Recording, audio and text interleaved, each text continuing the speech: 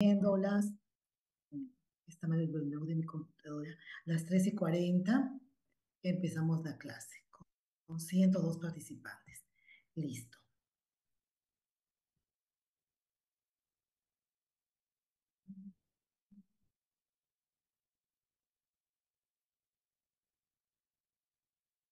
Si hay problemas para escucharme, por favor, me avisan.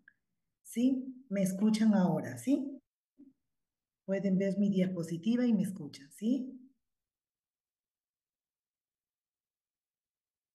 Sí, doctora. Andrea, me escuchan muy bien, perfecto. Muy bien, jóvenes. Me presento. Yo soy la doctora Bazán, médico pediatra, jefa del servicio de hospitalización de pediatría en el Hospital Luis N. Sáenz. Vamos a empezar hoy con el tema del sílabus, que es neumonía en niños, ¿no? Basado en la guía de práctica clínica para diagnóstico y tratamiento, ¿no? La última guía revisada por el MINSA fue en el 2019. Ok, empezamos primero por epidemiología, hablemos un poco sobre la incidencia, ¿no? Según la OMS, la neumonía en menores de 5 años es la primera causa de muerte a nivel mundial, ¿no? En un estudio hecho en el Perú entre los años 1986 y 2015, realizado por MINSA, por el control de enfermedades prevalentes, ¿no? En esta edad, constituyó la primera causa de mortalidad en el Perú, ¿no? Las infecciones respiratorias bajas. Se dice que hubo 18.900 muertes con una tasa del 60,7% por 100.000 habitantes. Esto durante los últimos 30 años, ¿no? Es una revisión actualizada. Generalmente la infección respiratoria baja, que es la neumonía, junto a las infecciones diarreicas agudas, constituyen la principal causa de mortalidad en el Perú y también en Latinoamérica, ¿no? En niños menores de 5 años. Los episodios de neumonía, según grupo etario, según nos fijamos en este cuadro, ¿no? El mayor porcentaje se van a producir en menores de 5 años, ¿no? Las tasas, el porcentaje es bastante alto a esta edad, bajando a partir de los 5 años en adelante. Definimos la neumonía como una infección aguda del parénquima pulmonar, puede comprometer alveolos, intersticio, pleura visceral, bronquios, bronquiolos y estructuras vasculares. Esto puede ser causado por virus, bacterias, u otros patógenos como hongos y parásitos. Vamos a definir, ¿no? Algunos conceptos, como por ejemplo la neumonía adquirida en la comunidad. La neumonía adquirida en la comunidad va a ser la neumonía que se va a adquirir fuera del ambiente hospitalario, ¿no? Es decir, que el paciente no haya estado hospitalizado los últimos 7 días o dentro del servicio de hospitalización eh, que se produzcan después de las que se inicien dentro de las 48 a 72 horas de hospitalización, ¿no? Es decir, que los síntomas aparezcan en este periodo de tiempo. En cuanto a la neumonía intrahospitalaria es la que se va a iniciar después de las 48 a 72 horas de haber ingresado. Es decir, ingresó el paciente a hospitalizarse, pasaron más de 48 horas y se empiezan a presentar los signos, los que no estuvieron al ingreso. Y luego, después de 7 días de haber sido dado de alta, o sea, se fue de alta, pasaron 7 días y recién empezaron los síntomas de neumonía, ¿no? Eso sería una neumonía intrahospitalaria. Neumonía grave. ¿Qué es la neumonía grave? Es la que se va a asociar a dificultad respiratoria marcada, a cianosis, vómitos, el bebé no lacta, el niño no come, presenta convulsiones, presenta alteración del sudorio y va a haber una saturación de oxígeno menor a 92%. Es decir, el niño va a necesitar oxígeno suplementario. La neumonía complicada va a ser la que va a estar asociada a un derrame paraneumónico, a un empiema, a un absceso, a una necrosis, ¿no? Puede haber enfermedad multilobar, es decir, que estén varios lóbulos del pulmón comprometidos, que haya un neumotórax, es decir, aire en los pulmones, que haya alguna fístula broncopleural o que esté asociada a una sepsis. La neumonía aspirativa. La neumonía aspirativa es la neumonía que se produce por sustancias extrañas en las vías respiratorias y que el cuadro se va a producir de forma aguda. La neumonía congénita es aquella que se va a producir intraútero, ¿no? O durante el nacimiento por una transmisión vertical. La etiología, siguen entrando chicos, tienen que entrar puntual porque no sé cómo hacer desaparecer esto. Ya. En cuanto a etiología, se va a producir las neumonías, como lo había dicho al inicio, por bacterias, por virus, también hay por parásitos, por hongos, que son menos frecuentes y que se van a presentar con el paciente inmunocomprometido. Generalmente lo que vamos a encontrar más son neumonías virales y neumonías bacterianas, y estas se van a dividir o se van a presentar de acuerdo a un grupo etario, ¿no? Es decir, los virus van a ser más frecuentes en los niños menores de 4 años. No quiere decir que no haya bacterias, claro que sí, pero con mayor frecuencia se van a presentar los virus. En menores de un mes, el citomegalovirus, y en los mayores ya de un mes va a predominar el virus sincitial respiratorio. En cuanto a bacterias, siempre en todos los grupos etarios va a predominar el Streptococcus pneumoniae. Bueno, en los menores de un mes es el estreptococo beta hemolítico, ¿no? Pero a los mayores de un mes, hasta los niños grandes, ¿no? 12, 14 años, va a ser el Streptococcus pneumoniae. Seguido también de gérmenes atípicos.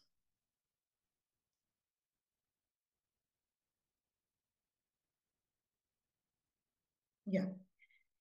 El Streptococcus pneumoniae generalmente es la causa más frecuente de neumonía en la infancia.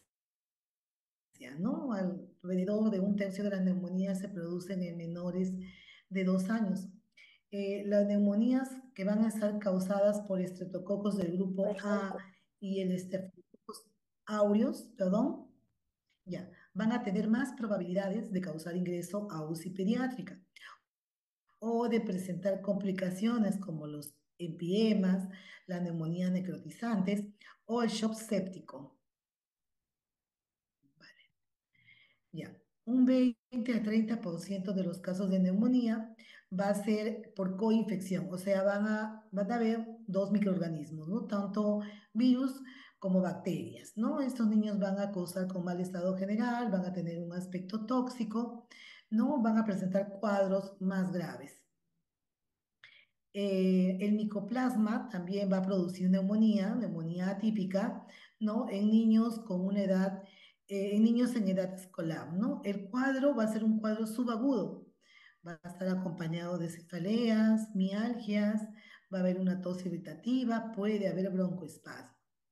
La edad va a ser un buen predictor para patógenos más probables, ¿no? Como por ejemplo los virus se van a presentar en niños menores de 5 años, siendo la etiología más frecuente el virus sincitial respiratorio causante en el 50-60% de los casos.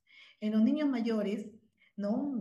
Generalmente va a ser la causa bacteriana, ¿no?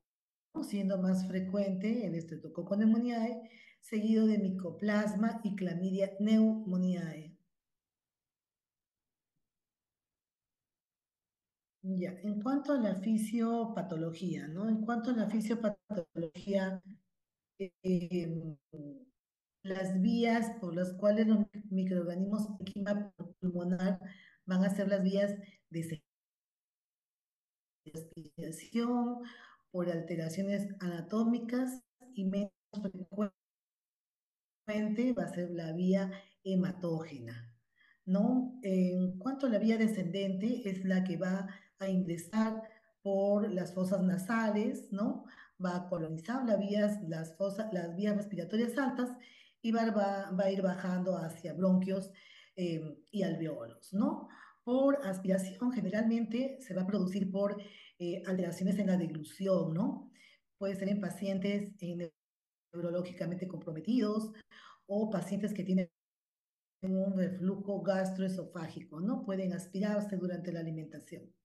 Otro también son por alteraciones anatómicas, ¿no? En caso de pacientes con fibrosis quística, pacientes que utilizan tratamiento inmunosupresor o tratamiento, o pacientes con inmunodeficiencia, ¿no? Y menos frecuente es la causa hematógena, ¿no? La diseminación hematógena que primero se va a iniciar en el tracto respiratorio superior y luego va a dar distintas formas de neumonía invasiva, ¿no? Puede producirse sepsis, puede producirse meningitis, puede producirse un cuadro de endocarditis, ¿no? Todo esto por una diseminación hematógena, ¿no?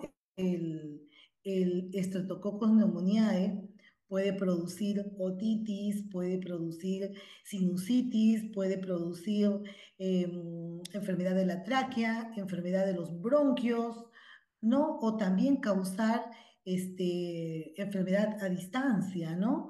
Como por ejemplo infección de las válvulas cardíacas, de las articulaciones, es decir, por una siembra hematógena a todo sitio, hasta el sistema nervioso central. Como les digo, es poco frecuente, ¿no? Los agentes patógenos van a ingresar por la vía aérea, es decir, por aspiración o inhalación, ¿no?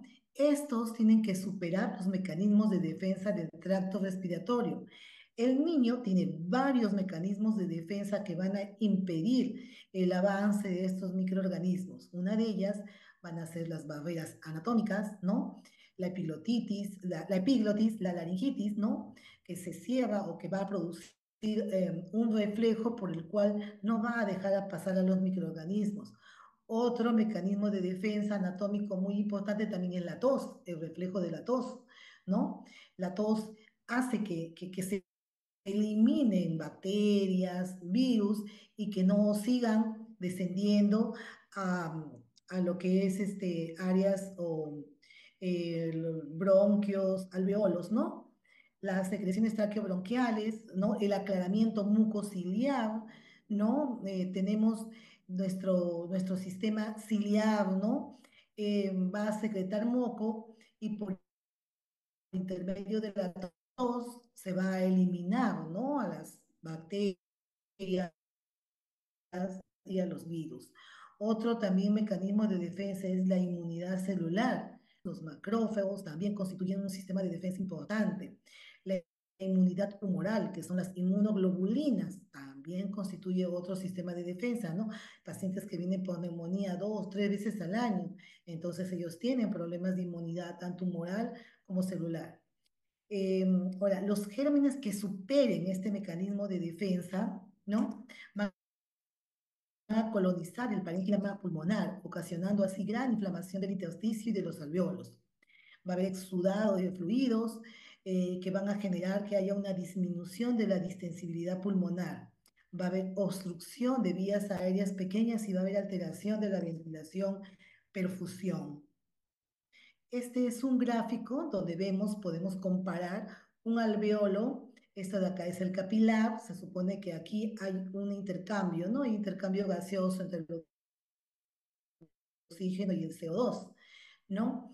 Vemos acá también el sistema mucociliar, ¿no? Los cilios, que son los que secretan moco, las células epiteliales y los pequeños cilios, que son los que también ayudan a movilizar eh, moco, ¿no? Y sustancias a que pasen las sustancias, ¿no? Aquí vemos acá, comparamos un alveolo con una destrucción celular importante. Todo el sistema mucociliar está destruido.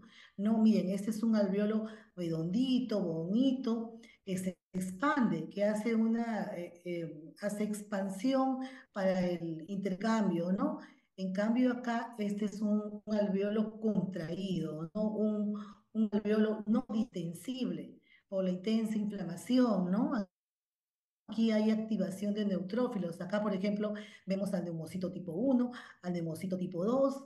que tiene secreción de surfactante. Acá no hay neumocitos, ha habido destrucción de los neumocitos. No hay surfactante, por lo tanto, no hay distensibilidad de ese alveolo. ¿No? Los neutrófilos migran tanto al intersticio como a los capilares. Por eso es que cuando tomamos un examen de laboratorio, podemos ver leucocitosis a predominio de neutrófilos, porque hay abundante secreción de estas células, ¿no? Están ensanchados los espacios, el parénquima pulmonar, ¿no?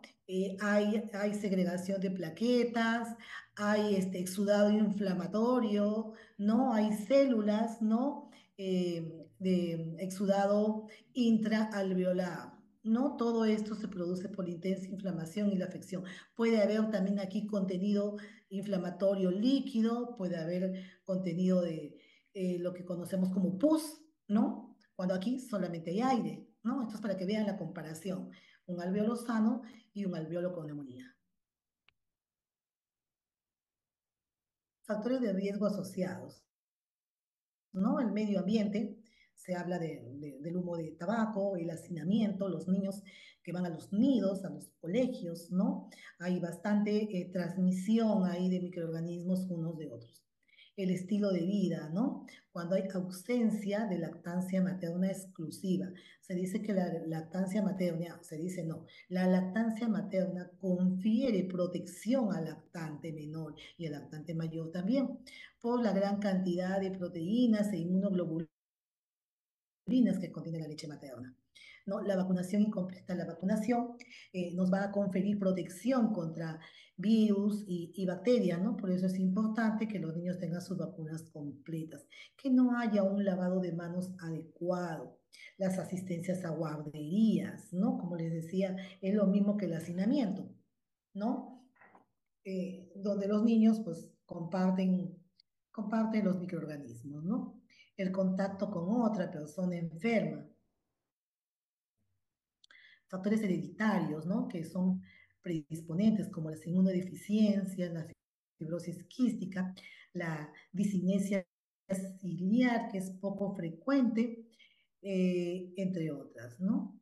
Factores de riesgo para neumonía grave, edad menor de 6 meses, los niños más pequeños son los más vulnerables, la prematuridad, ¿no? La desnutrición, comorbilidades como el HIV o enfermedad cardíaca congénita, ¿no? Hacen más delicado al niño, ¿no? Y tienen propensión a hacer neumonías graves. El cuadro clínico en una neumonía Eh, generalmente en estos niños lo que se produce es fiebre, tos, fiebre, respiración rápida y tos. Son sugerentes de neumonía, pero no son patoneumónicos de un cuadro neumónico, puesto que hay varios cuadros respiratorios en el niño que tienen estos síntomas y que no son neumonía, ¿no? La taquimia es un signo clínico significativo, ¿no? En niños que tienen fiebre. La ausencia de taquimia tiene un alto valor predictivo negativo, ¿no? Es decir, si no hay taquimia, si no hay respiración rápida, es probable que no tenga neumonía. El grado de taquimia guarda relación con el grado de hipoxemia.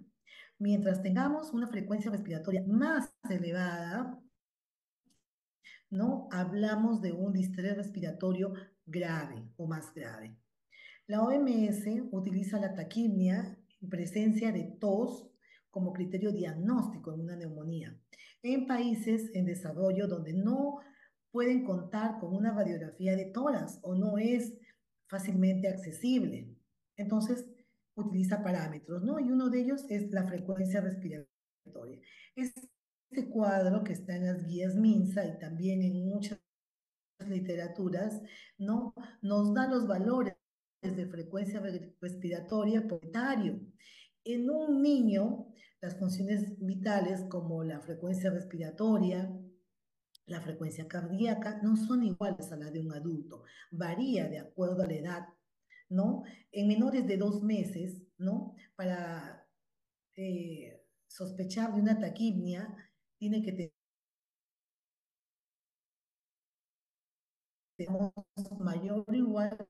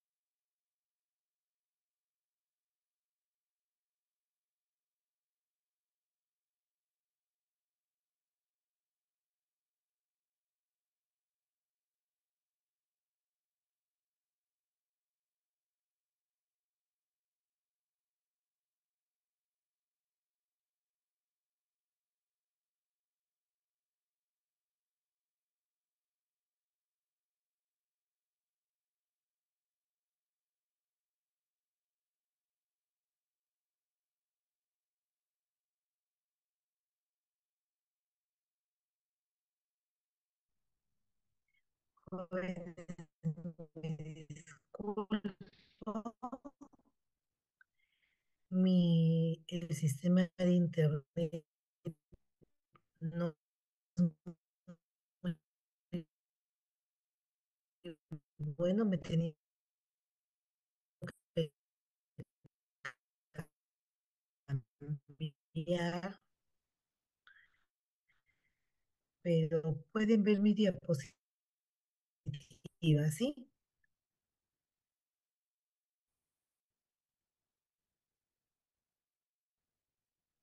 Conexión inestable, y eso que me he cambiado de internet. ¿Pueden oírme? Sí, Sí, doctora. doctora, pero por ratos entrecortado. ¿Pueden oírme?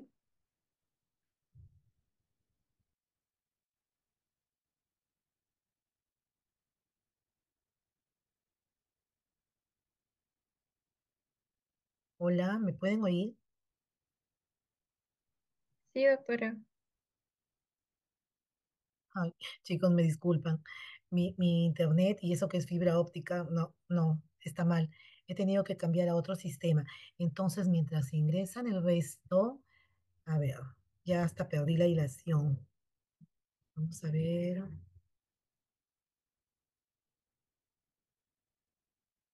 Hablábamos de cuadro clínico, ya factores de riesgo, fisiopatología.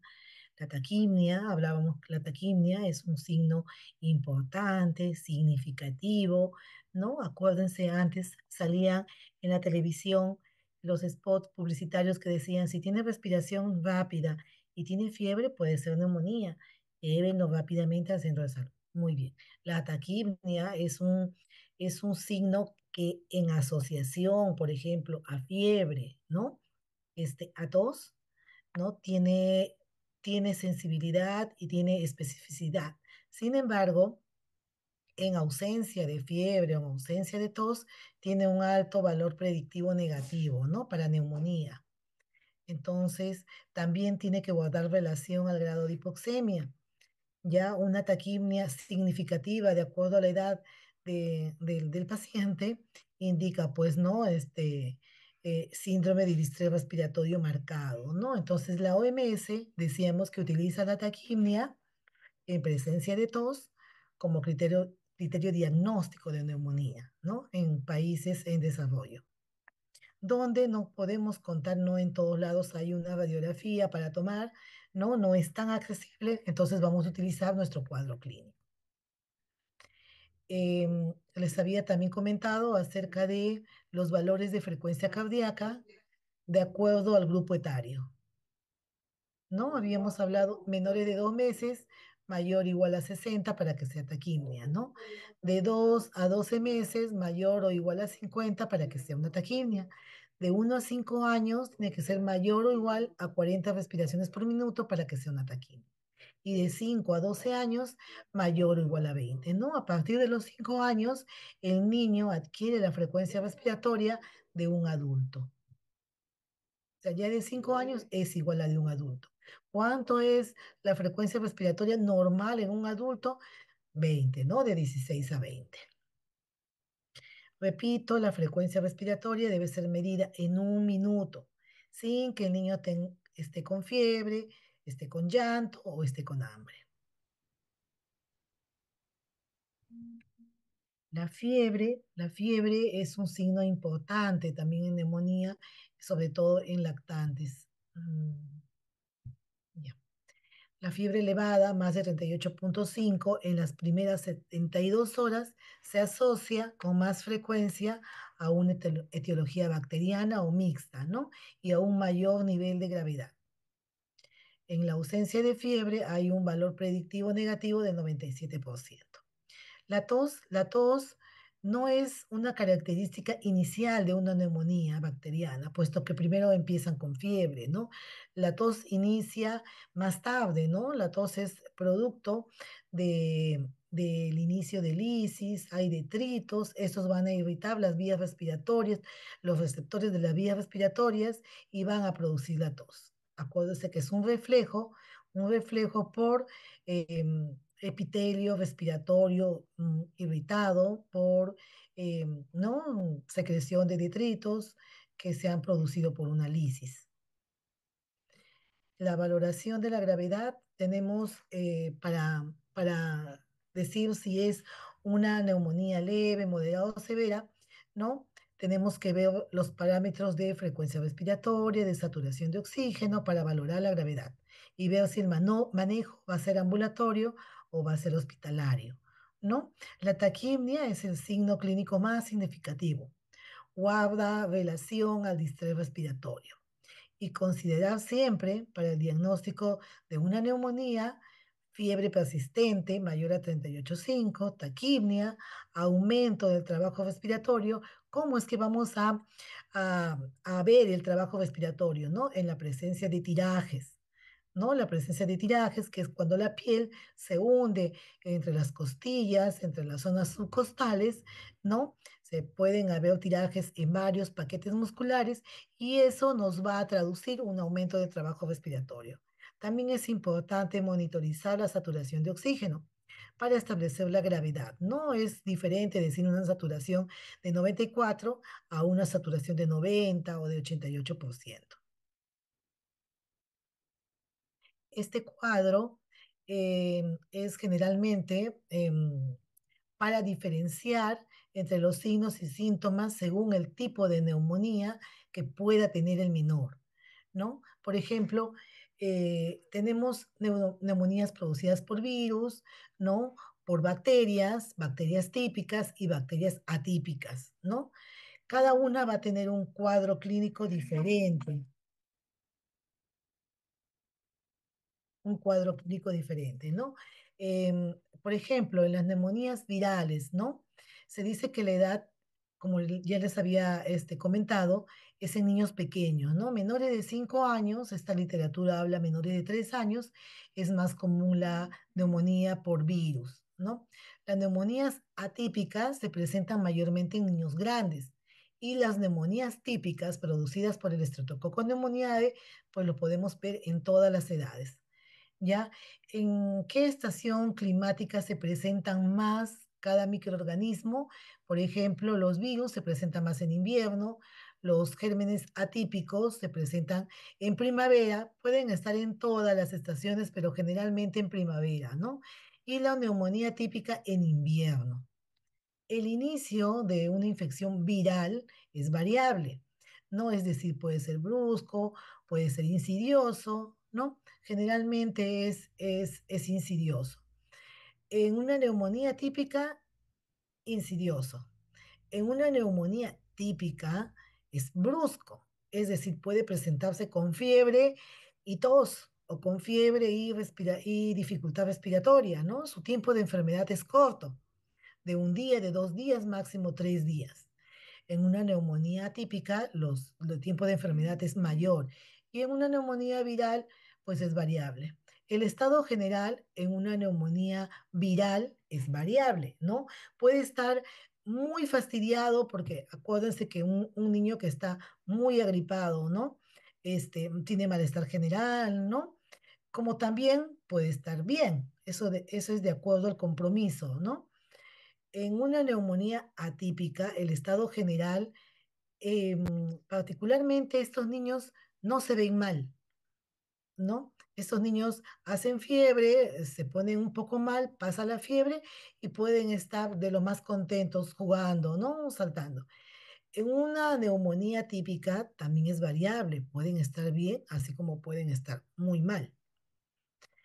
La fiebre generalmente puede haber fiebre o no puede haber fiebre en las neumonías virales.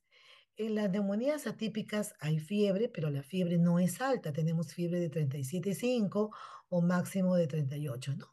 En las neumonías típicas por estreptococo neumonía, la fiebre es alta. Tenemos fiebres de 38,5, 39, 40 de fiebre, ¿ya?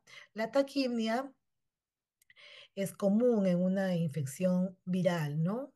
En lo que es una neumonía típica, es infrecuente que haya taquimia, o sea, tienen la respiración, este, puede estar en valores normales, ¿no? En una neumonía típica, generalmente hay taquimia.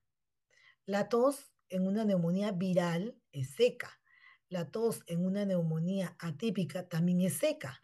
¿Qué quiere decir paroxística, no? Que vienen salvas de tos, o sea, empiezan a toser, tosen, tosen, tosen, y de ahí están un buen rato, una hora, sin toser. No, eso, pero cuando viene, viene seguida y seca, exigente en ese momento. En cambio, las neumonías típicas, ¿no? Típicas son toses con movilización de secreciones. Tú escuchas que tose y escuchas cómo burbujea el pecho, ¿no? Ahora, en las neumonías virales pueden haber otros síntomas como estornudos, rinorrea, cefalea, coriza, ¿no? En una neumonía atípica también pueden haber signos como cefaleas, pueden haber signos como dolor muscular, ¿no? Es frecuente que les duela todo el cuerpo, ¿no? Puede haber hasta vómitos, ¿no? En una neumonía en una neumonía típica puede haber dolor abdominal, se dice dolor costal, ¿no? Dolor en punta de costado, dolor torácico, ¿ya?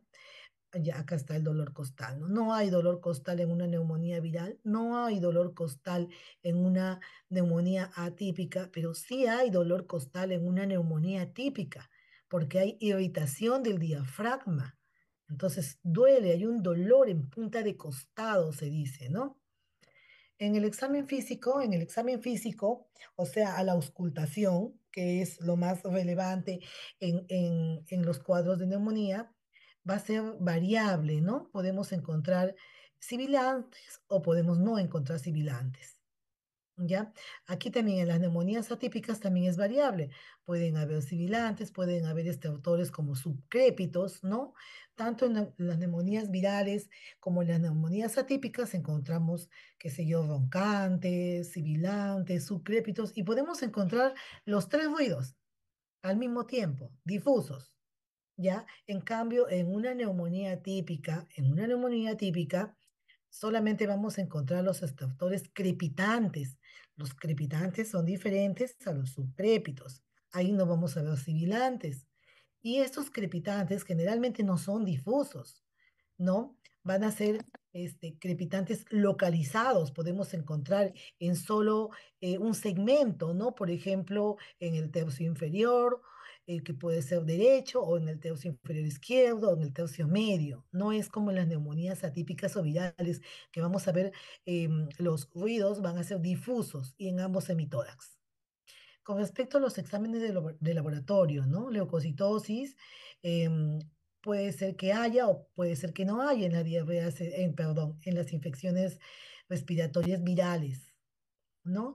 Y generalmente si tenemos leucocitosis es a predominio de linfocitos, ¿no? O sea, va a haber linfocitosis generalmente. Son orientativos, no son patoneumónicos. Puede que tengamos una neumonía típica sin leucocitosis, pero si encontramos leucocitosis, generalmente es a predominio de neutrófilos, ¿no? O sea, va a haber una leucocitosis con neutrofilia. Ahora también tenemos que conocer los valores normales de los leucocitos en niños. Encuentran 12,000, 13,000 en un niño de 3, 4 años, leucocitosis. No, en un niño de 3, 4 años no es leucocitosis encontrar 12,000 y 13,000 porque no son los mismos valores en niños que en adultos. ¿no? Entonces tenemos que conocer los valores para establecer una leucocitosis. La PCR es variable en cada cuadro, ¿no? Se dice que puede ser alta en una neumonía típica. La radiología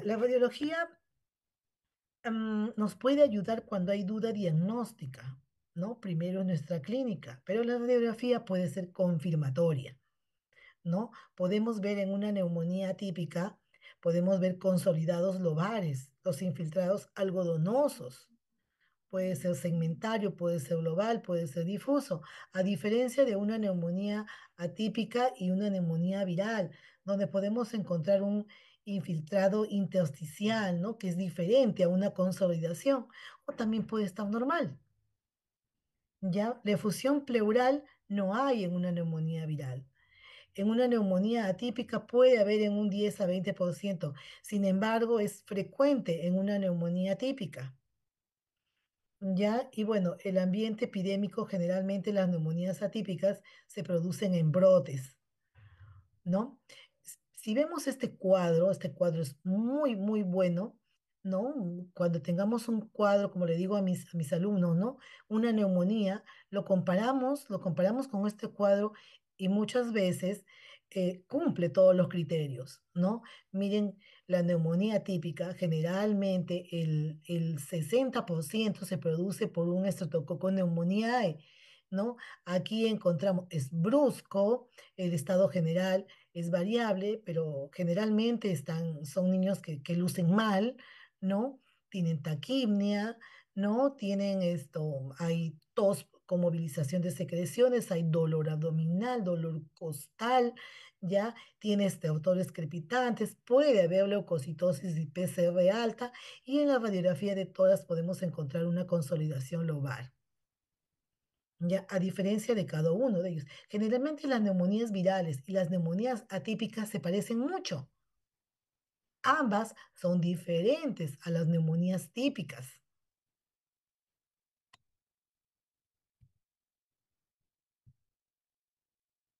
La neumonía grave. La neumonía grave, ¿no? Es aquel cuadro donde vamos a ver que el paciente presenta dificultad respiratoria marcada, ¿no? Tiene politirajes. ¿Qué quiere decir politirajes? Que pues tiene varios paquetes musculares comprometidos, ¿no? Por ejemplo, hay tiraje subcostal, intercostal, tirajes supraclavicular, infraclavicular, sifoideo, o sea, vemos varios paquetes comprometidos en el tórax. ¿No? Mientras más altos estén los tirajes, ¿no? Por ejemplo, si hablamos de un tiraje sufra o infraclavicular más un tiraje sifoideo, ¿no? Vemos al cleidomastoideo, hablaremos ya de una neumonía grave. Si solo presenta un tiraje intercostal, solamente un tiraje intercostal, claro que es una neumonía importante, pero ya se define como grave cuando son varios paquetes musculares que se van a presentar en el paciente. Si es un lactante pequeño, vamos a ver que tiene aleteo nasal, que tiene quejido, ¿no? No, así nada más en niños grandes no vemos quejido. Ya puede haber cianosis central. ¿Qué quiere decir cianosis central?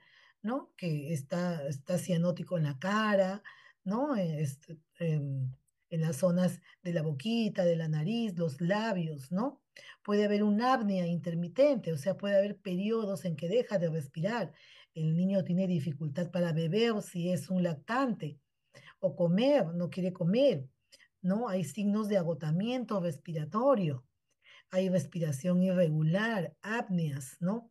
Hay alteración del sensorio, el niño viene somnoliento, ¿no? Está un niño, pues, un niño que está bien por ejemplo, en una neumonía viral o en las atípicas, es un niño que está caminando, que te mira y te habla, pero un niño con una neumonía grave no, está sentadito, está pálido, ¿no? Hay convulsiones, pueden haber convulsiones, la saturación de oxígeno está menos de 92% y tiene necesidad de aporte de oxígeno. En los neonatos, toda neumonía se considera grave. En neonatos hablamos niños menores de un mes o de 0 a 28 días. Y en niños de 0 a 28 días es grave la neumonía. Ya se considera sepsis con foco neumónico pulmonar. El diagnóstico presuntivo de neumonía se basa en una buena anamnesis, ¿ya?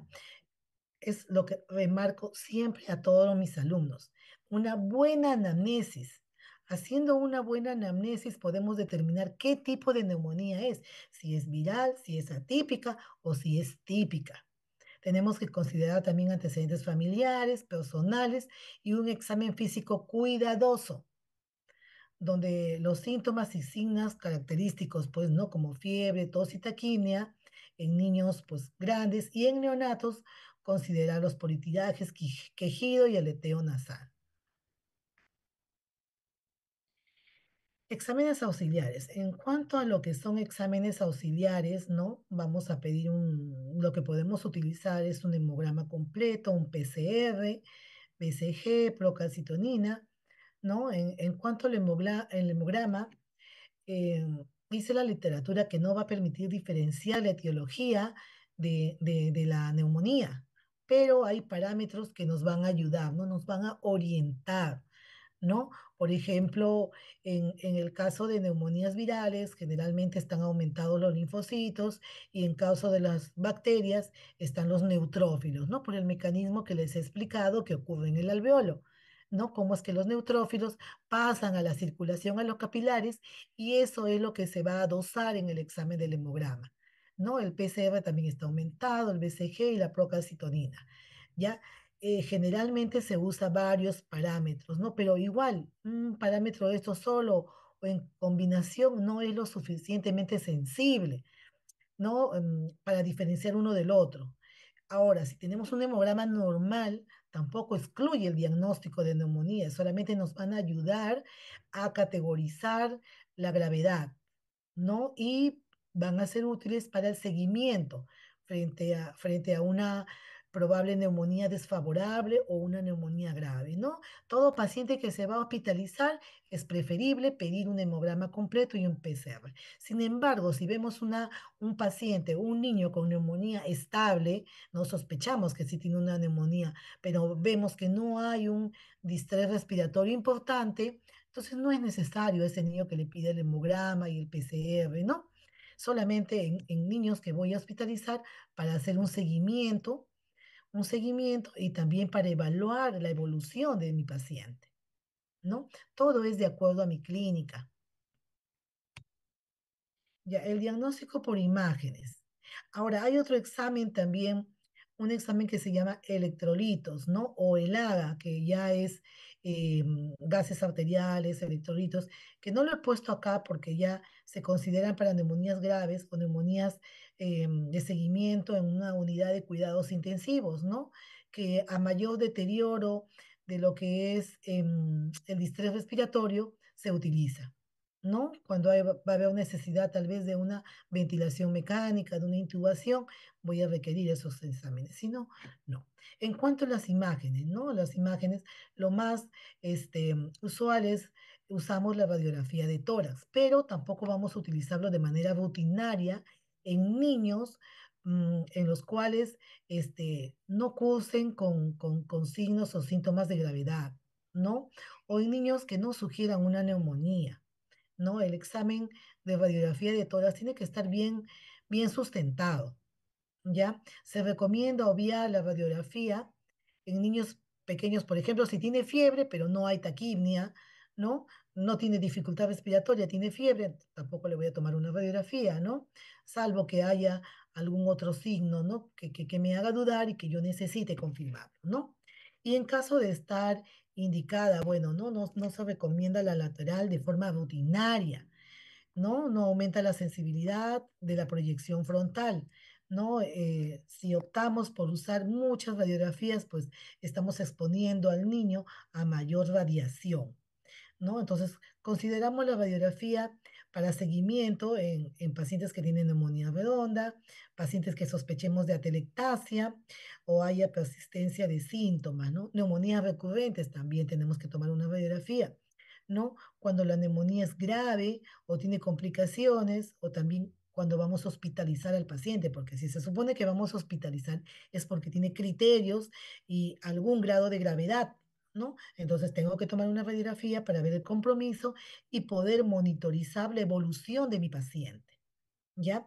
Ahora, si queremos hacer un control radiográfico, pues yo hoy le tomo una radiografía, 5 días mi paciente ya está bien, ya está estable. No, no le voy a pedir una radiografía de control. ¿Por qué? Porque voy a seguir viendo la misma imagen.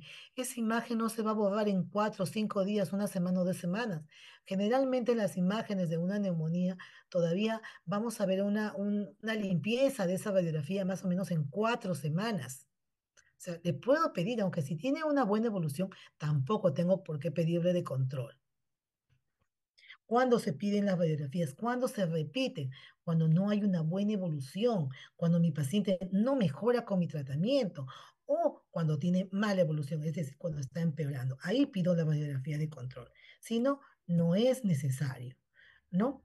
La radiografía de tórax es el gol estándar para las neumonías, ¿no? Tiene una sensibilidad de 98% y una especificidad de 95%.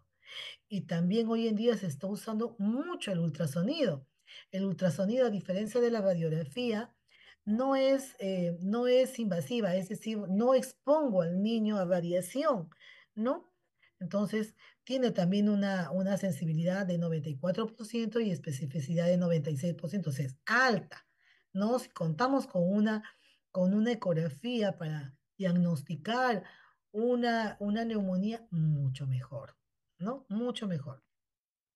Usamos la radiografía cuando hay dudas diagnósticas, como les repito, ¿no? Cuando hay un compromiso del estado general o sospecha de una neumonía complicada, cuando hay episodios previos de neumonía, cuando hay una escasa respuesta a mi tratamiento, ¿no?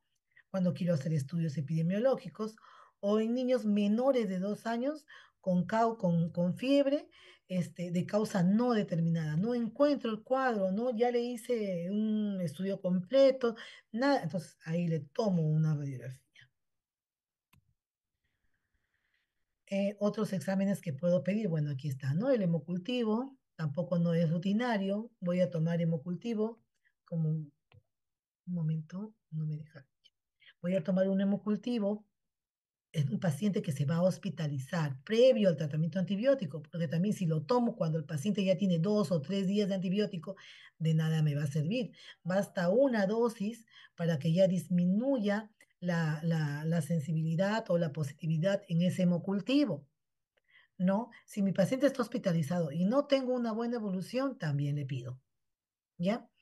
Em, si hay mejoría clínica, pues, obvio, ¿no? Que ya difiero el hemocultivo, ¿no?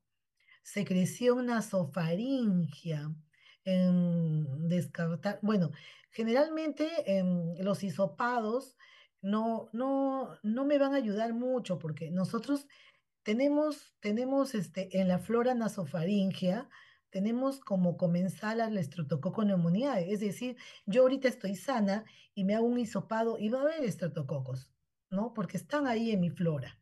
Ya, entonces no me va a servir de mucho, a menos que haga un aspirado faríngeo, que es muy diferente, ¿no? Si hago un aspirado de más adentro, ahí sí puede ayudarme. Si no, no lo usamos.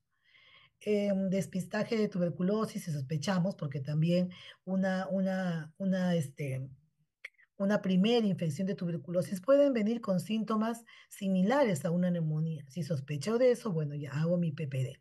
Otros estudios, el AGA, el análisis de gases arteriales, donde voy a medir la presión del oxígeno, la presión del CO2, ¿no? El pH, el lactato, lo hago cuando no hay mejora de mi paciente, no tengo una evolución tórpida, una mala evolución, y yo veo que mi paciente necesita mayor cantidad de oxígeno, qué sé yo, alto flujo, intubación, utilizo mis gases arteriales. Si no, tampoco es necesario.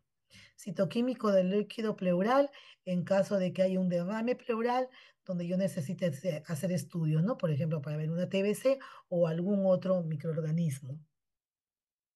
Ya, y esta es una imagen de una radiografía de tórax. ¿Me están escuchando? ¿Sí? Sí, Hola. doctora, se le escucha perfectamente. Muy bien, muchas gracias. Ya, entonces continúo. Esta es una radiografía de toras. Cuando vemos una radiografía de toras, tenemos que verlo en un contexto global, ¿no? Tengo que ver, en primer lugar, si mi radiografía está bien tomada, ¿no? En niños generalmente se utiliza la incidencia antero-posterior.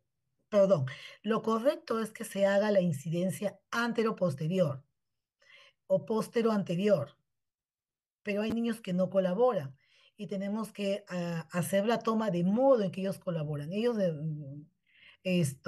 generalmente te aceptan la póstero anterior, pero debería ser la antero posterior.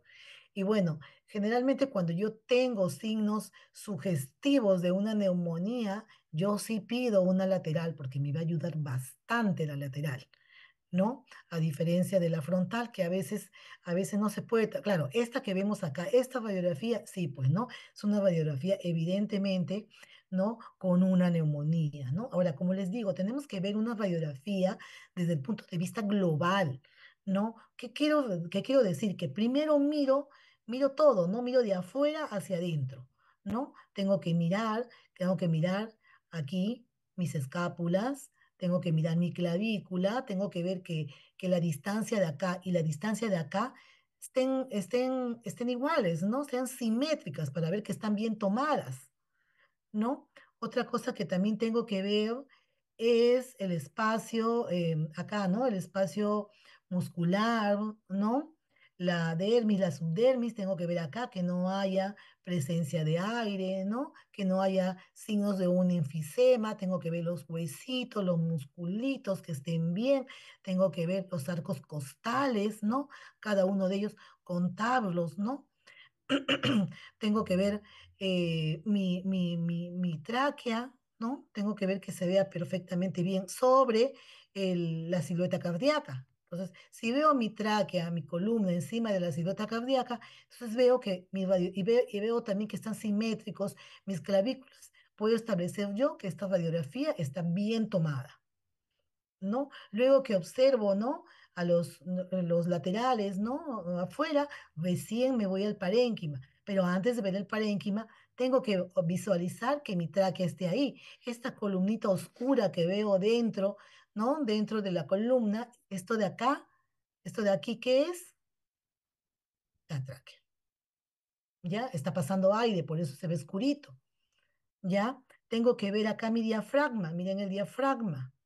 Tengo que ver los ángulos que estén libres, los ángulos costodiafragmáticos. Aquí, por ejemplo, no está libre, mira acá. Vemos acá, aquí no se ve bien la silueta cardíaca, ¿no? En el lado derecho. La silueta cardíaca está cubierta por un infiltrado. Ya, no vemos como aquí que todavía se ve más o menos bien. No tenemos que ver una silueta cardíaca bonita. Aquí hay borramiento de la silueta cardíaca. Y un borramiento de la silueta cardíaca, ¿no? Generalmente pueden ser por infiltrados intersticiales o alveolares.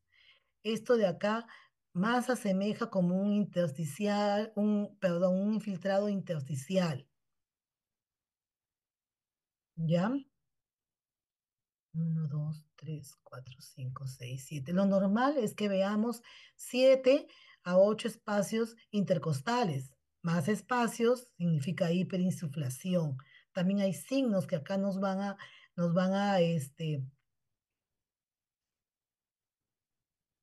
por ejemplo, aquí, ¿no? Aquí vemos, tienen que ver la densidad, ¿no? Diferente al corazón. El corazón tiene una densidad y acá hay filtrados diferentes a la densidad del corazón. Eso se conoce como atelectasia.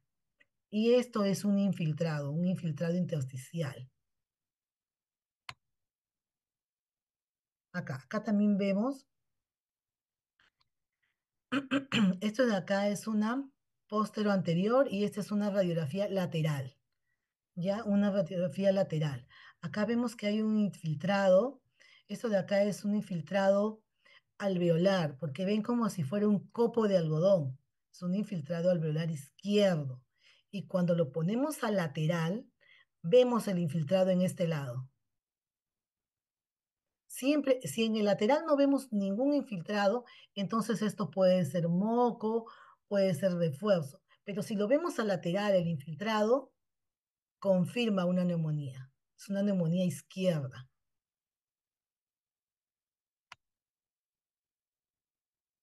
Acá, ¿no? Esto es una neumonía alveolar multifocal, o sea, hay varios focos de neumonía acá. Quiere funcionar mi puntero. Ya, acá, miren, acá tenemos un foco de neumonía, acá tenemos otro foco de neumonía, es una multilobar. Bueno, este de acá se nota que es un paciente hospitalizado, ¿no? Tiene varios dispositivos acá.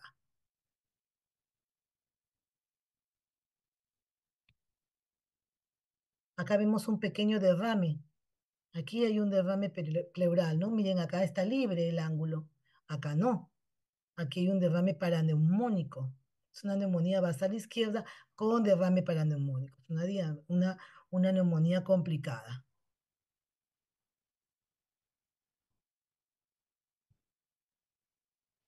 Bueno, estas neumonías están muy, pero acá lo puse para mostrar, para que diferencien cómo es el infiltrado intersticial. El infiltrado intersticial es como un vidrio esmerilado, es como un panal de abejas. Ya, eso es un infiltrado intersticial, es una neumonía viral. Por ejemplo, acá se ve libre, pero también se nota acá, ¿no? Ven como si fuera un vidrio catedral, así. Y generalmente esos son imágenes que se ven en neumonías virales y neumonías atípicas.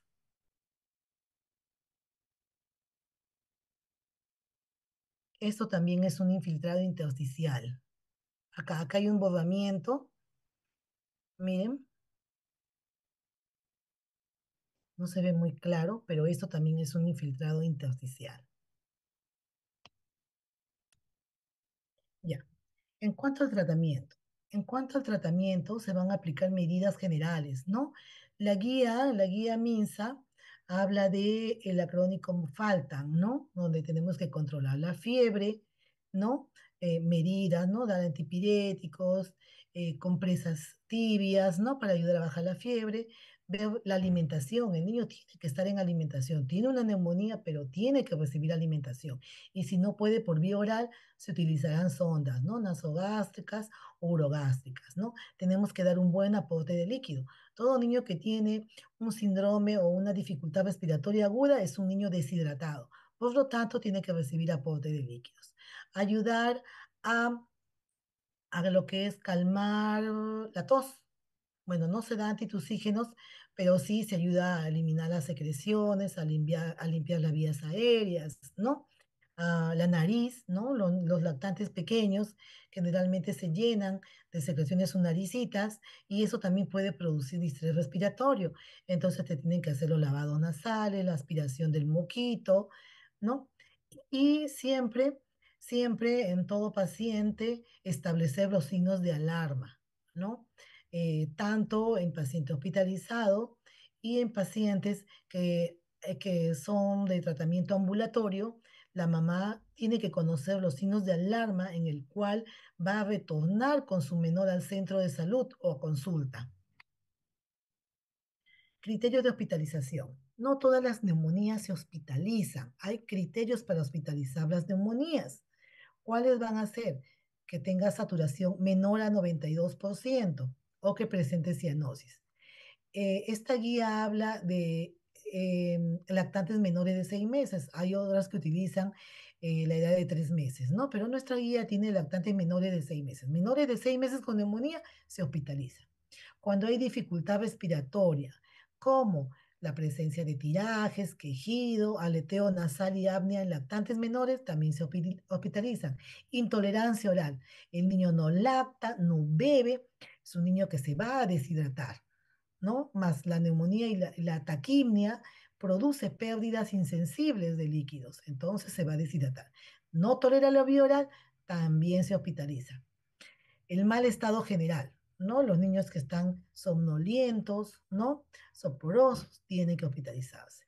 Cuando hay fracaso de la terapia ambulatoria, si yo tengo un paciente que le puedo dar tratamiento por vía oral, no con antibióticos por vía oral, sin embargo el niño no lo toma, lo vomita, o si continúa con fiebre después de 48 a 72 horas de tratamiento, vuelve, ¿no? Con fiebre, con tos, qué sé yo, taquimia, se hospitaliza, ¿ya? Si el niño tiene comorbilidades como enfermedad cardiopulmonar, malformaciones congénitas, trastornos neuromusculares, es un niño con PCI, con parálisis cerebral infantil, hace su neumonía, también lo tengo que hospitalizar. Si el niño tiene inmunosupresión, desnutrición severa, ¿no? Y otros, también lo hospitalizo. Si el niño presenta complicaciones, hay una neumónico, ¿no? También lo tengo que hospitalizar. Si el niño hay sospecha de empiema, necrosis, qué sé yo, también se hospitaliza. ¿Ya? Si el cuidador, papá, mamá, tía, empleado, no son incapaces de proporcionar una observación adecuada o darles el tratamiento de manera adecuada, ¿no? No va a poder cumplir la terapia, qué sé yo, el grado de instrucción, ¿no? Y todo eso también se hospitaliza. O si su casa vive, qué sé yo, a 3 horas y tiene que venir en bote, en avión, también se hospitaliza, ¿no?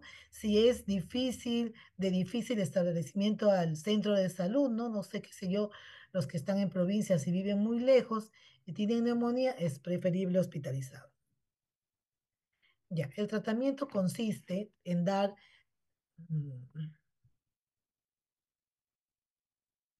en dar soporte hidroelectrolítico, es decir, mantener hidratado al paciente, sea por vía oral o sea por una vía intravenosa, ¿ya?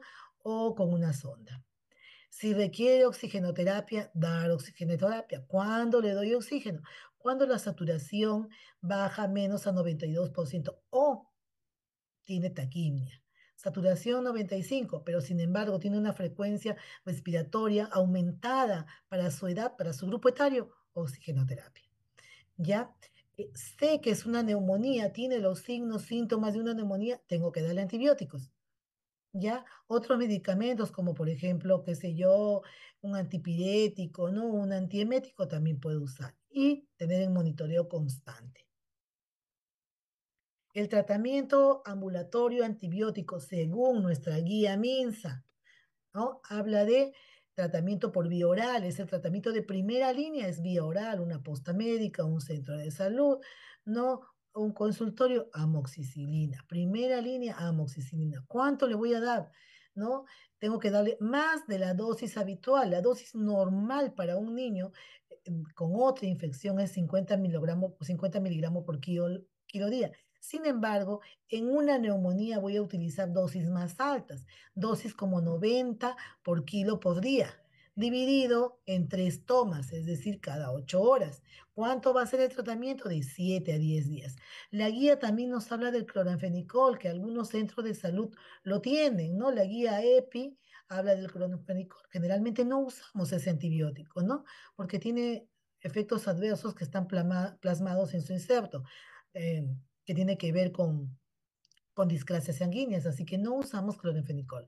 Generalmente podemos usar amoxicilina, ¿ya? Y si pensamos que es un germen atípico o si es alérgico, ¿no? A la amoxicilina, porque hay niños que son alérgicos a las penicilinas, podemos utilizar macrólidos, ¿no? ¿Cuáles son los macrólidos que conocemos y que tenemos?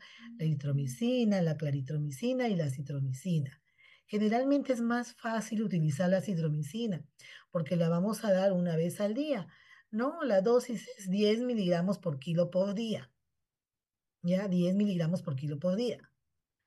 ¿Eso qué significa? Que si pesa 10 kilos, le voy a dar 100 miligramos una vez al día por 5 días. Si pesa 5 kilos, le voy a dar 50 miligramos. Ya tiene dosis máxima. Lo mismo que la amoxicilina. Si pesa 10 kilos, le voy a dar 900 miligramos, que lo voy a repartir en 3 dosis. O sea, va a recibir 300 miligramos cada 8 horas. Ustedes son médicos, tienen que aprender a hacer las indicaciones médicas, al menos de los antibióticos o medicamentos más usados, ¿no? La neumonía es bastante frecuente en los niños, igual que las diarreas, ¿no? La claritromicina, si no tienen, también pueden usar claritromicina, 15 miligramos por kilo día, divididos en 2 dosis. La claritromicina la usamos 2 veces al día. ¿no? La eritro es poco usado, 50 miligramos por kilo día, dividido en 4 dosis, o sea, cada 6 horas. Y ese es el tratamiento del niño menor de 2 meses. Niño menor de 2 meses, ¿no? Un niño menor de 2 meses se va a usar antibióticos por vía endovenosa. Todo niño menor de 2 meses, menor de un mes, es grave. O sea, se tiene que hospitalizar, ¿no? O es sepsis, es considerado sepsis, foco respiratorio, ¿no? Allí están las dosis de neumonía, de ampicilina asociado a gentamicina o amicacina. Pero generalmente el tratamiento es hospitalizado, ¿ya? Que eso ni vuelta que dar. En el segundo nivel de atención. En el segundo nivel de atención estamos hablando de un niño que se va a hospitalizar, que se va a hospitalizar. Y ahí podemos usar la ampicilina vía endovenosa, de 2 meses a 12 años. Ya la dosis de 150 a 200 miligramos por kilo día endovenoso, ¿no? Divididos en 4 tomas, o sea, cada 6 horas. Es endovenoso, eso no lo pueden indicar en en una posta de salud ni tampoco ambulatoriamente, ¿no? Habla también de la penicilina G sódica, pero generalmente usamos la ampicilina. La duración de tratamiento está basada en la respuesta clínica, ¿no? Siendo un total máximo de 7 días. Pero claro, si tenemos una buena respuesta al tercer o cuarto día, ¿no? Podemos ya pasar a la vía oral. Otro es el tratamiento en el tercer nivel de atención, que también va a ser hospitalizado. Ya niños de 2 a 12 años, donde igual seguimos usando la ampicilina. Y acá, al no ver una mejoría de cuadro clínico o ver neumonías complicadas, utilizamos la ceftriaxona. La ceftriaxona en dosis de 75 a 100 miligramos por kilo día, dividido en 2 dosis, ¿no? La duración del tratamiento en ambos es de acuerdo a la respuesta clínica, ¿no? Y a la tolerancia de la vía oral. Si tenemos una buena respuesta clínica y una buena tolerancia a la vía oral, ¿no? Podemos, podemos pasar a la vía oral. Pero el tratamiento es 7 días, ¿no? Si son neumonías complicadas, se utiliza hasta más días. Pero acá habla de 7 días como mínimo. Criterios de alta. ¿Cuáles son los criterios de alta? Así como hay criterios de ingreso hospitalario, también va a haber criterios de alta. ¿Ya? ¿Cuáles son? Que esté afebril de 24 a 48 horas y clínicamente estable. O sea, las funciones vitales tienen que estar dentro del rango normal. Que la saturación de oxígeno esté mayor de 92%. Y esta saturación encima del 92% tiene que estar 24 horas sin aporte de oxígeno. No, no 4 ni 6 horas. Ya, tiene un día sin aporte de oxígeno y con saturación encima de 92 sostenida, no fluctuable, puede salir de alta. Cuando hay una adecuada tolerancia por vía oral, cuando no hay dificultad respiratoria, no hay tirajes, no hay taquimnia, no está cercano el centro de salud, veo que los papás que tienen la capacidad de cumplir bien el tratamiento, se va de alta. Muy bien, y eso es todo. Jóvenes, me van a disculpar por el impasse del internet. ¿Cuántos han oído la clase?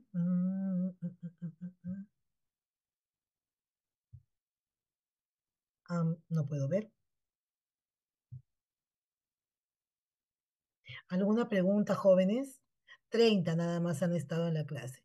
Pero es bien fácil, a menos que tengan otra clase, es pasarse de una a otra, ¿no? Van a venir varias preguntas de neumonía. ¿Tienen alguna clase? Sí, perdón, ¿tienen alguna pregunta? Momento no, doctora. Ya espero que haya sido clara.